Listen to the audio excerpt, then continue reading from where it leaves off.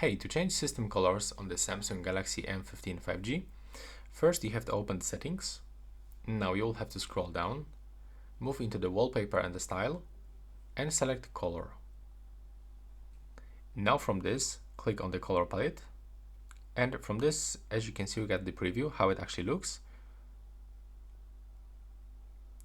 That's how it looks on the quick settings, on the font dialer, and for example in the calculator. You can also pick the different colors. As you can see right now, we've got even the live preview. It's changing the color of this button. And you can also get some basic colors, like for example green, pink, or mixed. And then if you want to get this, click to apply.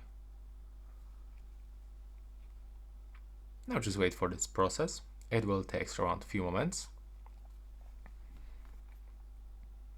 There we go. Now as you can see, our colors interface has changed. Additionally, you can apply this for your icons. So take a look how it looks right now, normal icons theme, but when I'm gonna apply it, as you can see, my icons color has changed. So that's all for this video. Right now, please subscribe.